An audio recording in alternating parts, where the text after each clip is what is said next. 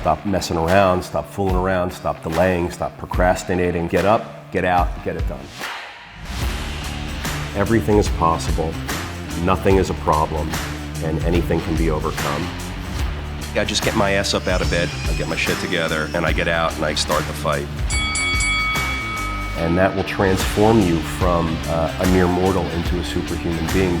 I've never, ever, ever met anybody who told me that they got rich watching their IRA or their 401k.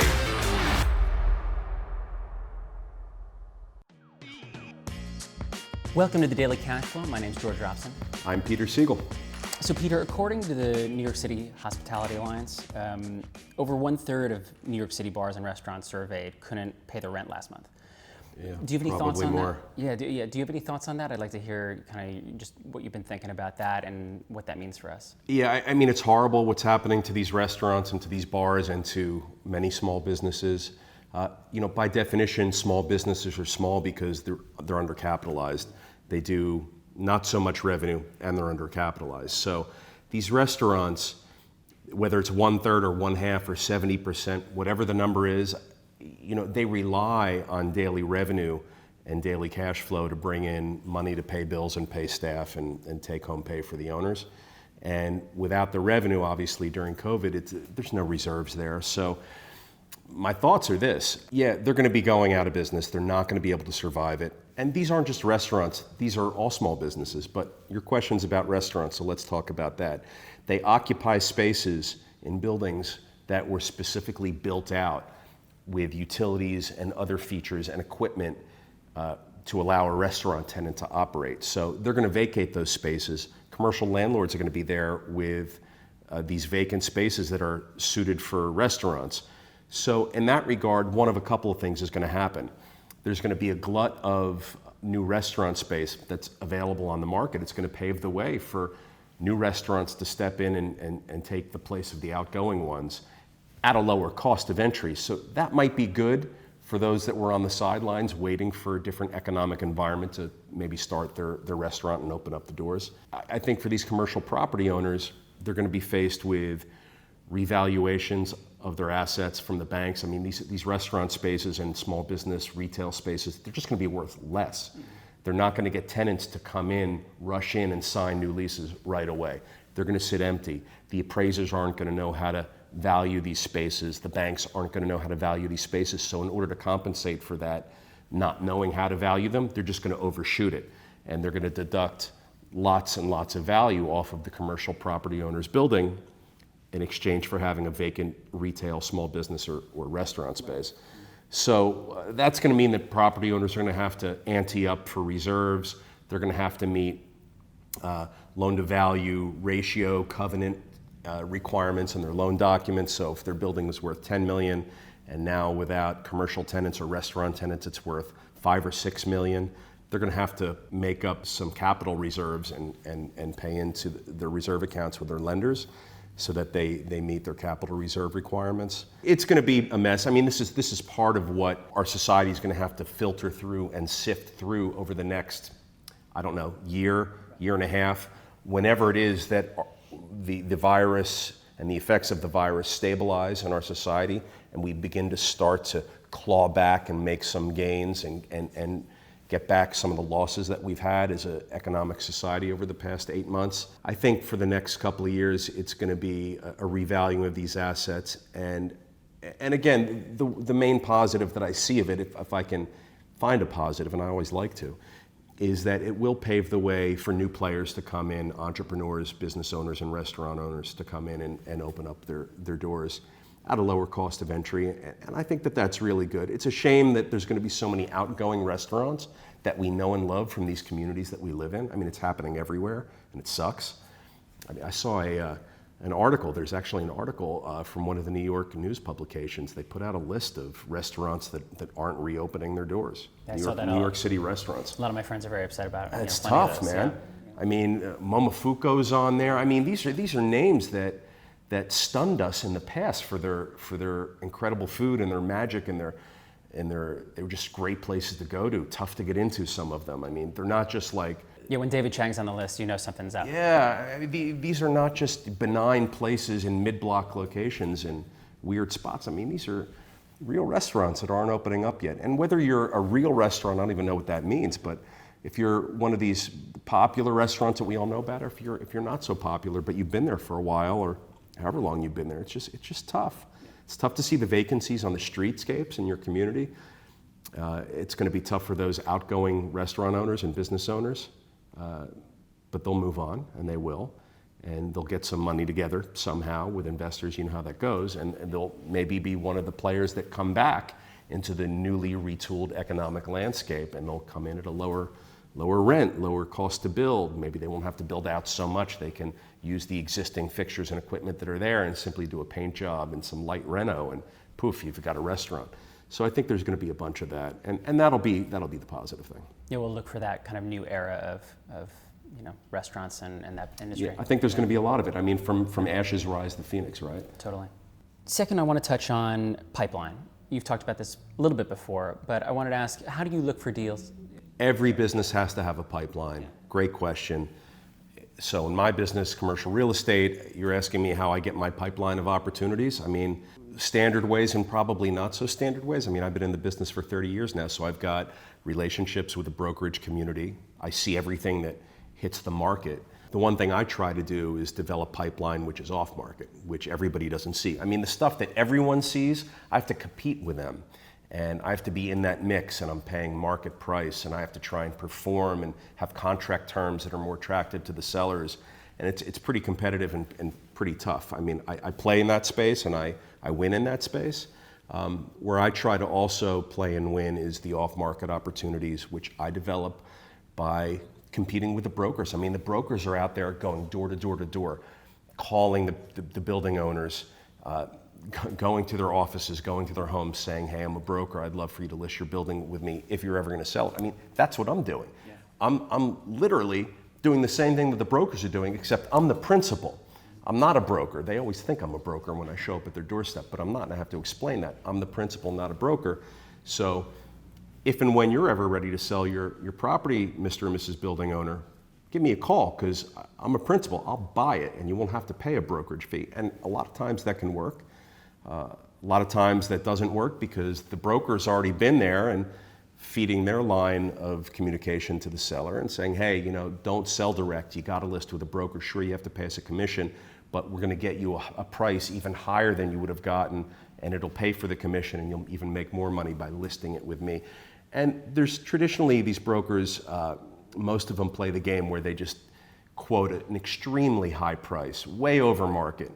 And these property owners hear these big numbers and they go, wow, you're amazing. I'm definitely going to list with you. And there's a lot of that shit that goes on. Most often than not, what happens is that broker will get a listing, list it for the really over market high price, and it'll sit there, it won't sell. And the property owner then has to say, oh, you really didn't get me that price. And then it goes through the usual channels after that. I often get the phone call when that listing expires. But yeah, I'm competing with the brokers. I'm going door to door. In my industry, I know other industry peers of mine that have portfolios, and I'll develop relationships with them and have dialogue with them about if and when they're ever ready to sell. I mean, it's really tough to get pipeline, and it's really tough to find opportunities. I mean, you have to scratch, fight, and claw to even find the right deal in the first place. And in our business, you have to look at hundreds and hundreds of deals to find maybe one or two that's worth making an offer on. So imagine you're making an offer on one or two after looking at 100 or 200 deals.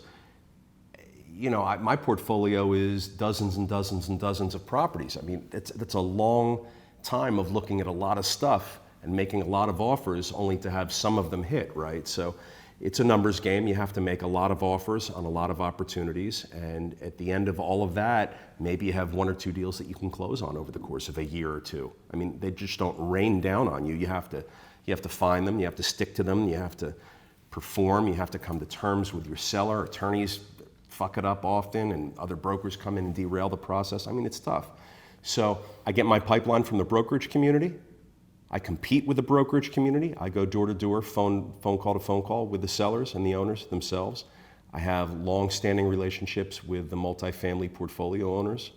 And I've got relationships with banks are calling me, especially during down cycles like potentially what we're in right now with non-performing loans. That's another way to build pipeline, is to explore the non-performing note market, which I'm heavily involved in. So I see not only the asset markets, but I see the note markets as well. And it's tough. So whatever industry you're in, whatever business you're in, develop your pipeline of customers, develop your pipeline of buyers, of sellers, vendors, suppliers. You have to have all of that pumping at all times, because that's really your business, and you're really the ringleader of the flow of all of that energy, communication, and traffic, and make it flow your way as much as possible. But it is a numbers game. You have to have a high degree of output in order to get 1 or 2 wins. This touches on a theme that we've discussed before about you being a street fighter with a Wall Street sensibility, that you're getting your hands kind of on all the processes, that you're not just kind of marketing, shoving this out to third parties. Yeah, exactly. And I feel like what you're describing is, very representative of that. Yeah, well, people say it's a tough business, you got to be shrewd. It's a tough business, you got to be smart. I mean, what does all of that mean? To me, what it means is, if I can do something better than my alternative of hiring someone or farming it out, then maybe I have to step in and do it. Now, for property management related tasks, I don't. I've got a talented team and they do it better than I do, frankly. But for asset management tasks and for acquisitions and dispositions and different kinds of financings, I find that I'm very effective, and I'm effective because I take control of it rather than farm it out to third parties and let them just dilute it with inconsistency and with non-expertise. And they're farther away from where the action is. The action is the asset. I'm close to the asset. Stay close to your asset, you'll have much better success developing opportunity with it. And even when you have a team, obviously, having done it yourself, you can then interface with that team more Absolutely. effectively, and that's always the case. Absolutely, George. So I have a listener question. I love it. TikTok, classic. I love it. This TikTok listener says, I have a good job that pays well, but I really want to be an entrepreneur. When is the right time to strike out on my own? I hear versions of this question a lot. The truth is, if you're an entrepreneur, you're an entrepreneur. And what makes you an entrepreneur is from the inside out first. You don't just wake up one day and decide, I think I'll be an entrepreneur, like I think I'll be a brewer of beer. It's not something that you can just so quickly jump into. And ironically, in our society recently, being an entrepreneur has become so hot, it's become so popular. It's the buzzword. When you hear young people today, those who aren't saying that they just want to work for McKinsey and be a consultant are out there saying, I want to be an entrepreneur. You ask them what that means, they don't really have a fully formed answer for it yet. I think being an entrepreneur, as much as it is working for yourself and opening your own business, starting your own business with your idea and concept and growing it, as it is who you are inside as a person. It's taking responsibility, taking lots of risk, thinking through multiple different problem sets. The problem solving that occurs is, that's what entrepreneurs are. They're serial problem solvers every day. So that's what I mean. You don't just wake up on a Tuesday morning and say, oh, my job's good, I think I'll be an entrepreneur. The successful ones are the ones who embody entrepreneurship qualities from the inside out. And we've talked a lot about what some of those qualities are here. I've just mentioned a few more that come to mind are sacrifice. When you are an entrepreneur, you live and breathe and eat and sleep your concept, your idea, your business. There is nothing else. So there's no vacations, there's no travel, there's no leisure time, there's no not thinking about your business. If you're lucky enough to have a significant other that you live with or around with a lot, and they say, what's on your mind? The answer is always, my fucking business is on my mind. I'm stressed, I'm capital constrained, I gotta open up a location, I have to build out a website, I have to develop customers and acquire revenue at the lowest cost possible. It's very stressful. So that stuff's on your mind 24/7, and it's good to have a partner in life if you're in that stage in life where you're in a relationship that really understands that that's what's on your mind all the time. You eat what you kill as an entrepreneur. You don't have a steady paycheck. When you're an employee, often one of the big benefits of being an employee at a company, no matter what the industry is that you've got regularity and consistency of compensation. With a certain degree of regularity and consistency, how much money you're making this week, next week, the week after, et cetera, et cetera. But when you're an entrepreneur, you just don't know. And it's up to you to make that number happen. It's up to you to find the sales, develop the product, come up with a marketing plan, sell it, distribute it out, collect the money, pay off your vendors and suppliers, and have profit left over. I mean, that's your job as the entrepreneur. So I appreciate that young people want to be entrepreneurs. They think it's a cool, hip thing. There's certainly a lot of role models in media and social media today that make it look sexy and fun, and we see that a lot in so many different areas. Certainly with the proliferation of the technology companies over the past decade or two, and we see these tech entrepreneurs, and they're all ballers, right? They've got huge houses in Silicon Valley and big travel and parties, and I mean, big stuff, and at a very young age. So that's filtered down over time to now we've got young people out there today like, yeah, I'll just be an entrepreneur because I see that person doing it, they're crushing it, I think I want to do that. There's more to it, right? You have to do all of those things that we just spoke about a moment ago, and you have to be an expert in all those things. You have to execute. So I encourage people to be entrepreneurs. I encourage people to flex their entrepreneurship muscle all the time. Just make sure you're connecting all those dots and it's really coming from within. Pick something that really speaks to who you are, that self-awareness issue, George, that we talk about a lot. I have been invested in a lot of different businesses in my career, in my life.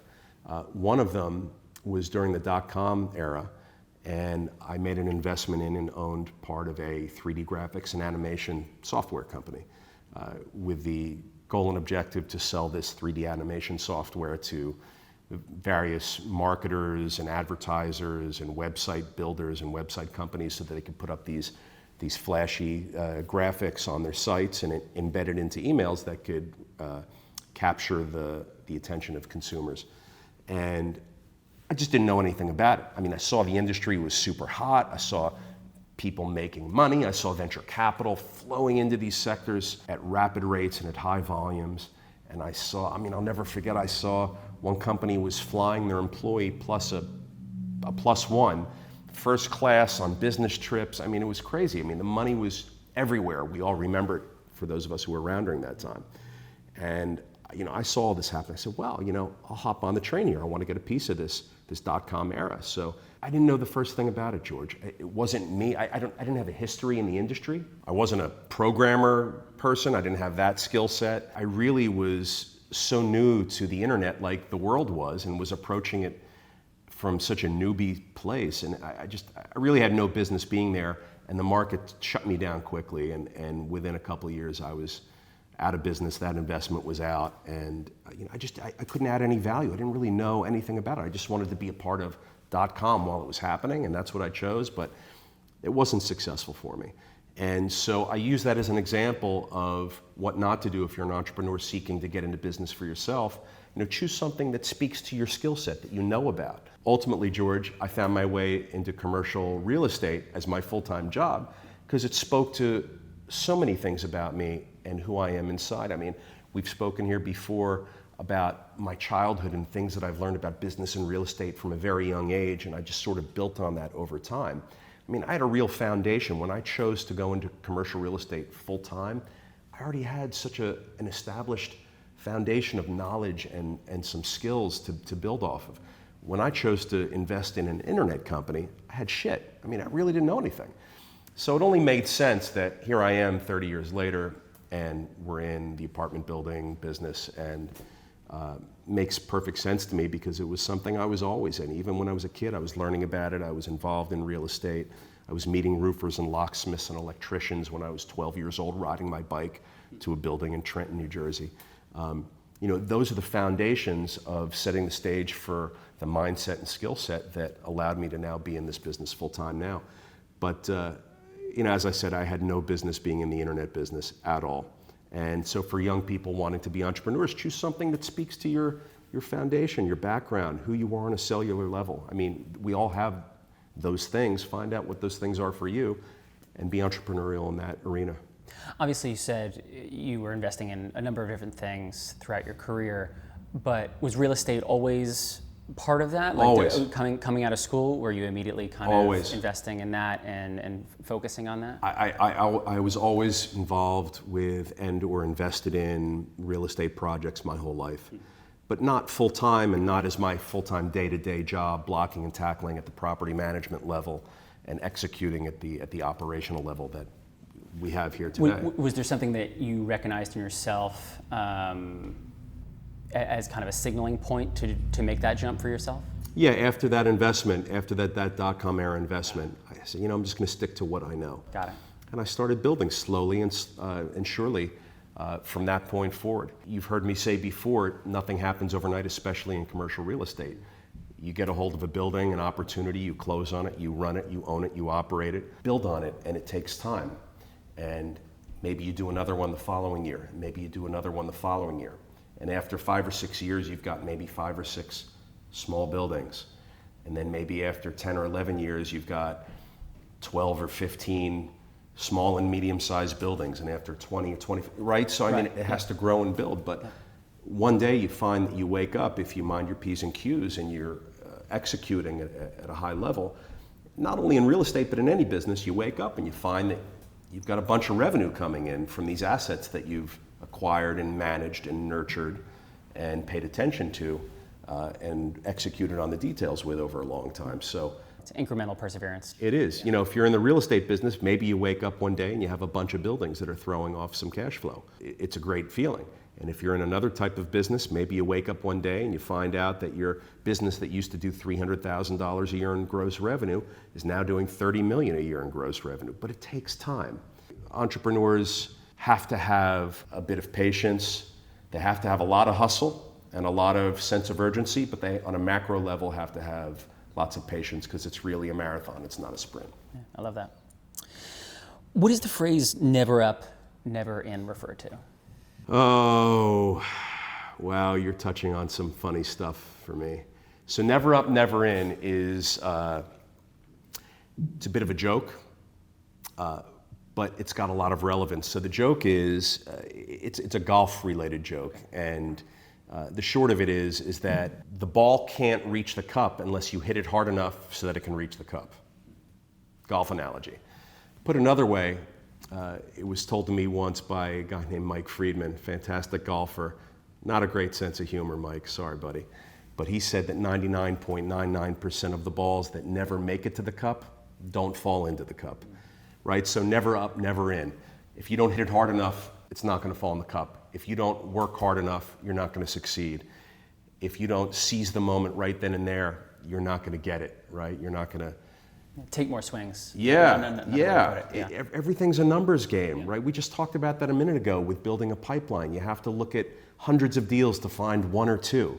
I mean, you got to swing the bat thousands of times to hit a few home runs, right? They don't happen every day. So never up, never in is an analogy that I've always sort of remembered, and there's, as I said, there's jokes about it that are centered around that phrase. But if you step up to the ball to hit the ball and you just dink the ball and it trickles 4 inches in front of you, I mean, it's a never up, never in, man. Come on, you didn't hit it up. Well, and you see this a lot with people who create either vague goals or create small goals so that if they fail, there's an excuse that, Come on, no excuses. Yeah. Stand up to the ball, address the ball, grip the club, eye your target, imagine the path that ball is going to take to the target, and give it a nice swift kick in the ass and watch that ball go from here to there and pop in the hole. I think about so many things when I think about that phrase, but it's an important phrase, and I'm glad that it's a phrase that exists in my life because it allowed me to sort of put in a box something so simple that to me communicates something so powerful.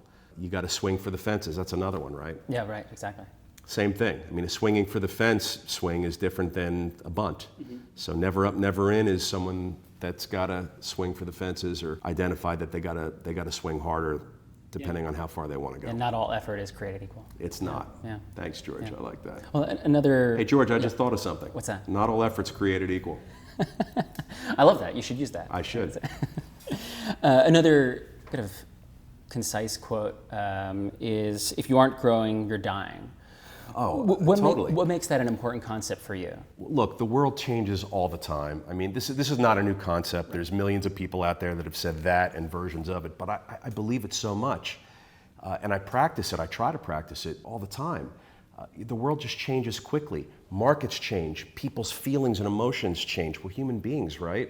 I mean, we're subject to the breeze when it blows our way. Oh, the breeze? Weather changes. People's ability to perform, their commitment to performing changes. Products, quality changes, our supply chains change. Technology, who can keep track of it? So all of these things are out there. They're all changing. What are you going to do? Sit on your ass in your seat and stay put? I mean, you have to be wildly aware of all these things going on. You have to have your finger on so many different pulses. And if you don't, the world's just going to pass you by. And you're going to wake up one day and go, shit, what happened? And well, what happened, maybe in your case, is if you sat on your ass, everything evolved and grew and you didn't. So you're dead now. So in business, if you're not growing, you're dying. I mean, everything's moving and changing all of the time. Not occasionally, not sometimes, all of the time. Everything's moving and changing. You have to move and change with it. Yeah, it's funny that we talk about inflation on a financial level, but in many ways, inflation happens at an information level, at a business level. It sure does. It's not just referring to the numbers, it's referring to everything that we experience. Everything. Yeah. You mentioned technology. Are there certain ways that the internet and social media have affected real estate? And do you see or foresee any kind of technology shifts in the future for real estate? So I appreciate that question. I think about it and I talk about it a lot. You know, real estate is brick and mortar and land, right? Things that aren't so fluid and aren't so fast moving. Yet we're talking about technology in that space. So over the past several years, we've seen the growth and proliferation of all sorts of different technology across all different real estate sectors. I mean, the residential brokerage community had a big scare this past year. I remember we all thought that Amazon was going to come into the residential real estate brokerage business, which I still think is going to happen. Date stamp this interview, George, because I want to look back in a couple of years and I want to be told that I'm right, because I think that Amazon's going to get into the real estate brokerage business. And when that happens, it's going to put a lot of real estate brokers out of business. So they're going to have to adapt and change, like we were just talking about. You've got marketing and advertising sites. So you've got commercial marketing sites, residential marketing sites. If you're a landlord, commercial building owner, and you've got retail space, office space, or apartments for rent, you now have lots of different options to advertise your product and communicate to the marketplace that didn't exist before. So that's forcing us to maybe up our game a little bit, stay more tapped into technology in these sites, take better pictures. I mean, the quality of the picture you can take from your cell phone is so great nowadays. Make sure you're taking good pictures, get the right angle, the right lighting, upload it, and you can rent your space. I mean, talk about pipeline. I know a lot of realtors are now using Snapchat just to create that sales funnel for themselves. Are they? Yeah. I didn't even know that. Yeah. Well, Snapchat. I mean, what's funny about it is that Snapchat is a disposable communication platform. So you send a message, it disappears. So in real estate, I don't want that message to disappear. So I'd like to learn more about what you're saying. Yeah. And then to go even further, there's all sorts of new management tools and back-end databases and database systems and web-based systems that help us run and manage and control our real estate and our assets at a much higher level than what used to be available. Even during COVID, we're talking about an inability to show people our space, right? People can't just come and look at your house, look at your apartment for rent, look at your office space for rent. Well, they're not renting office spaces. We've talked about hundreds of times already. So what do? I mean, you're taking videos, you're doing Zoom tours, you're doing video tours, virtual tours, you're doing FaceTime tours and walkthroughs with your potential customer on the other end of the phone going, show me the bathroom, show me the kitchen, and you're like, doing this. So, I mean, without the technology, we wouldn't be able to do that. I mean, thank God for that technology. I mean, imagine if COVID happened without the ability to do virtual showings on apartments or whatever your space is. I mean, it would have been a tough time to sell and rent your real estate products. So you got to be on top of what's happening technologically in your business. In our business, so much is happening. I try to stay plugged in. I know the team stays very plugged in about it. I mean, we use everything from Slack to communicate within the team level. We use all of the different advertising and marketing platforms to put our products out there and capture the marketplace. So I think that we're pretty tapped in for a boring, historically unsexy industry like real estate and property management. Well, want to move on to Zest Peter? Always, George. Wonderful. No softballs, man. No softballs today. First question, do you act differently when you're in the weeds or you're overloaded with stress? And do you do anything to get back on track when that happens? Yeah, what I hear you asking me is do I go into X game mode or not? And the answer is I do. Often, there's a time to get your game face on, take shit super seriously, lock yourself in a room and don't come out until the job's done. I do that a lot. So yeah, I act differently. I have a single objective in my sights, and I don't emerge until I've achieved that objective. And it's a different time of your day, of your week, of your month than when you sort of don't have to be in warrior mode, right? You can maybe have a more normal life, a more predictable day, a less intense of a day or week. But when I'm in warrior mode, I'm dangerous, and I can tackle a lot and get a lot done and accomplish a lot very quickly and very effectively. And I'm thankful that I have that. I mean, that's been something that I've sort of honed and worked on over my life. It makes me an effective soldier in today's world, in today's battles. And I view business often like a battle.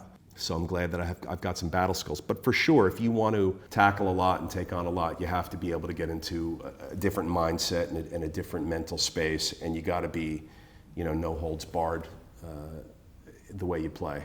Do those days happen more often, less often, or kind of about the same as they always have? For me at this point in my life and my career, honestly, I think they happen a little less often, but they still happen. I mean, I'm in warrior mode right now. I mean, as soon as we're done filming this, I got to get back on the horse and get out there because I got a lot of shit going on. But generally speaking, I think slightly less. I mean, in my 30s and 40s, I was in warrior mode, the majority of the time because I had a business to build, I had skills to acquire, I had success to achieve. I mean, I had so much and I wasn't going to slow down or stop for anybody. Now, I can sort of conjure up those demons very quickly, and it's not so much effort for me to go to that place mentally and spiritually. But I get in there and I get out, I get it done, and then I can chill and be normal Peter again. But warrior Peter definitely pops its head out a lot still these days too, but I think less than it used to. Cool. And last question for today: what's something grown-ups used to tell you that you thought was bullshit, and now you look at it and you say, "Oh, that was real"? Well, as I was listening to you ask that question, I was thinking of something that grown-ups told me that was bullshit that I realized is bullshit. I'd love to hear that too. A penny saved is a penny earned. I thought that was bullshit when they were telling me, and I realize now that it is complete bullshit. Yeah, really the whole point of this podcast is to, right. to get rid of that concept. Yeah. A penny saved is exactly that, a penny saved. A penny saved. So something that was bullshit that I realized was true. When you're a kid and grown-ups are telling you all that stuff, you think, fuck, it's bullshit. But, all the stuff that I was told at a very young age about working hard, I used to think, God, that's such a grown-up thing to say to me. You say it all the time, stop. I know already, stop. You don't really know what to do with it, you're young. But I think that it's true. Hard work and perseverance and all that stuff, a lot of which we talk about here, George, that kids can hear at a young age, I used to think was bullshit. I used to think a lot of maybe health-related things were bullshit, risk-taking conversations. Don't take I used to love to jump off cliffs and jump out of airplanes and stuff like that when I was younger. And I was always into the thrill and the rush of the adrenaline. You realize, it's dangerous shit, and you feel invincible when you're younger. I mean, we always talk about and hear about in our world how young people feel invincible. I mean, we've heard about it a lot even recently. But that stuff, you got to watch yourself. And I'll tell you one thing that I was told when I was a kid that I never thought was bullshit. For some reason, I think because of my mom, I think I always realized it was really quite true. There's nothing more important than friends and family, and you don't need a lot of friends, just the ones that you have to be high quality. I recognize that at a young age, and I think that was true then, and I think it's true now. And I was thinking about that the other day. I was watching a podcast. I was listening to a podcast.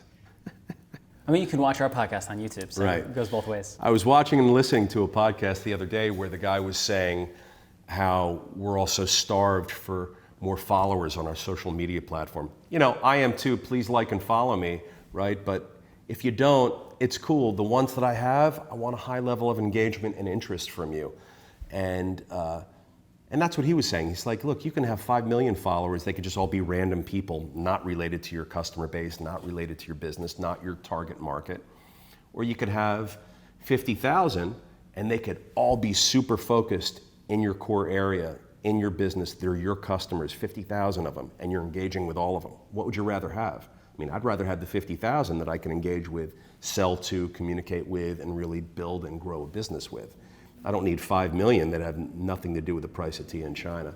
What Kevin Kelly would call it, the 1,000 true fans. 1,000 true fans. Yeah. Thank you, Kevin. Yeah. Thank you, George. All right, well, thank you so much, Peter. This has been great. Thanks, man. I'll talk to you next week. All right.